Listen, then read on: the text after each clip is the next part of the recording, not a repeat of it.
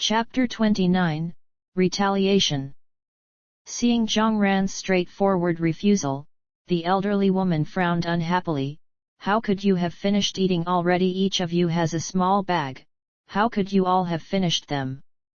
Jiang Ran calmly retorted, exactly, a small bag is not enough. Auntie, since your daughter is a high-ranking official, I happen to have an uncle in the military. How about you lend us some food when we reach the provincial city? I'll have my uncle repay you triple. How does that sound? In just a few sentences, Jiang Ran turned the elderly woman's previous argument against her.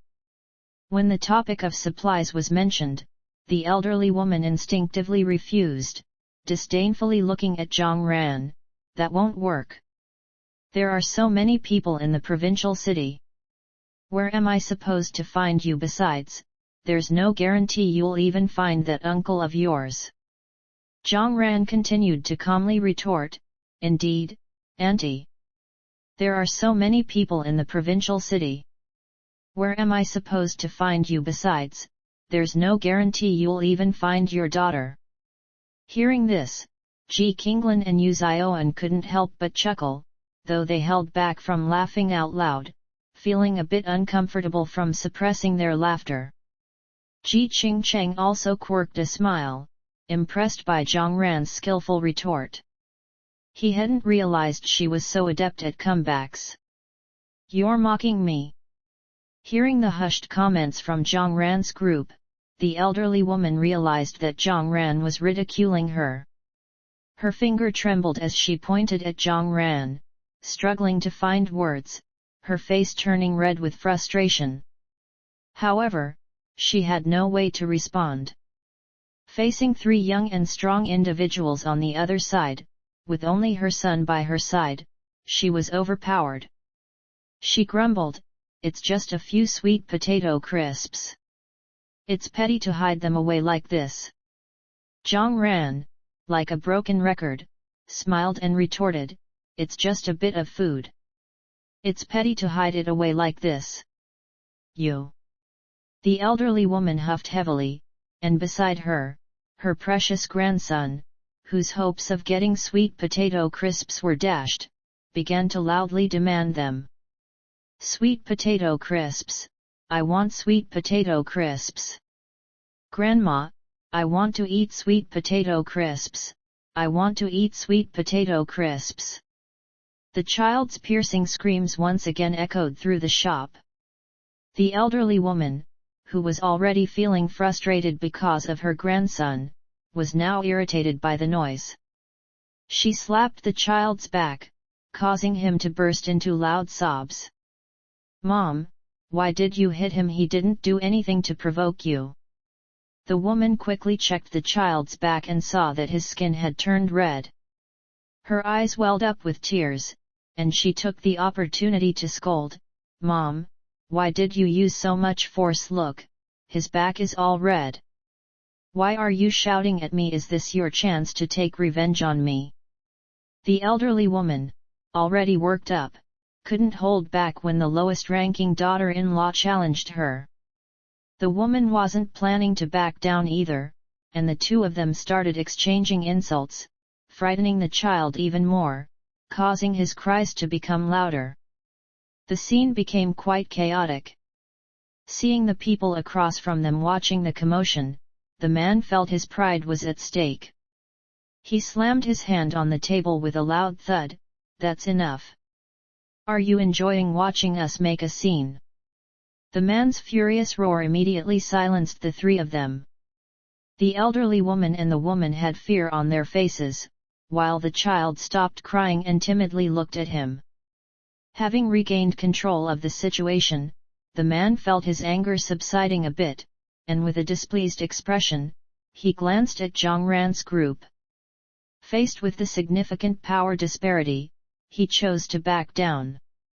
He sternly ordered, "Pack up your things and move to the next store. Don't cause trouble with other people."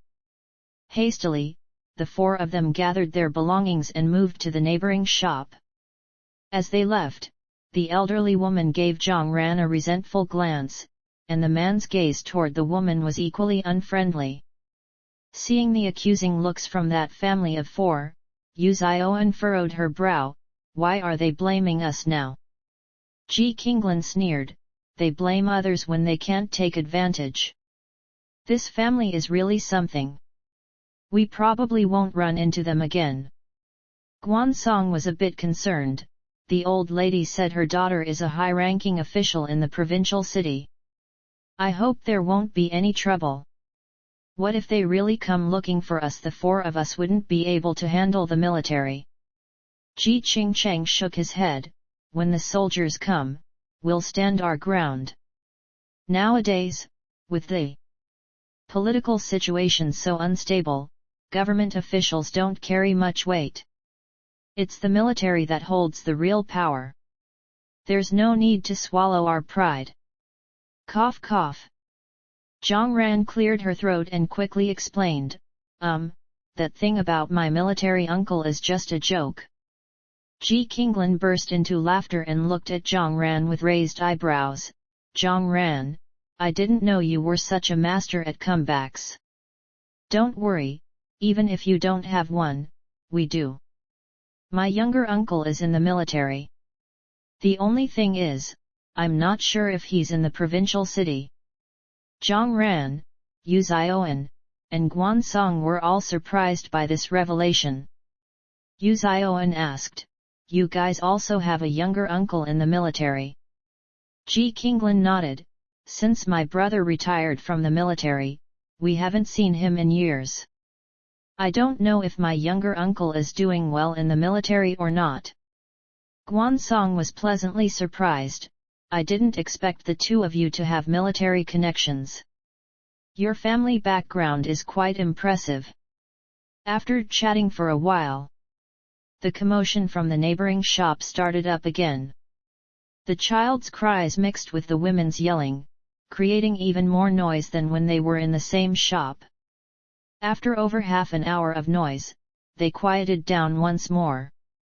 It was a little after 6 p.m. The scorching heat of the day was finally subsiding, and Jiang Ran's group resumed their journey. The family of four next door still had sour expressions. They waited until Jiang Ran's group had walked a good distance before emerging from their shop and continuing on their way. The temperature had dropped rapidly today. In less than half an hour, it became pleasantly cool. Pedestrians on the street were gradually increasing. Feeling the warm breeze on her face, Yu Zioan exclaimed, the temperature seems to have dropped a lot today. The wind isn't as hot as before. The temperature in the city was much hotter than in the outskirts by the highway. Yet, the wind blowing today wasn't as hot, instead carrying a slight coolness. Guansong chuckled. Could it be that the heatwave is finally passing? If that's the case, it would be much more comfortable. This prolonged period of heat has been really unbearable. I hope so. This scorching weather has been hard on us. Ji Qinglan dreamt of the winter days up north. After experiencing such intense heat, he suddenly felt that a few dozen degrees below zero in the winter wasn't that bad after all. After all, you could warm up with a fire in cold weather. But in this intense heat, even with air conditioning that worked continuously due to the lack of power outages, people were still dropping like flies. During their journey, they had seen many people who died from heat stroke. Some were carelessly left by the side of the road or in fields, allowing their bodies to rot and emit a foul smell. It was a pitiable sight. I hope so. Ji Qingcheng sighed. Even if the heat didn't fully subside, as long as the temperature dropped to a more normal level in the evenings, life would be significantly better. Jiang Ran didn't interject. She had experienced this kind of abnormal coolness occasionally in her previous life.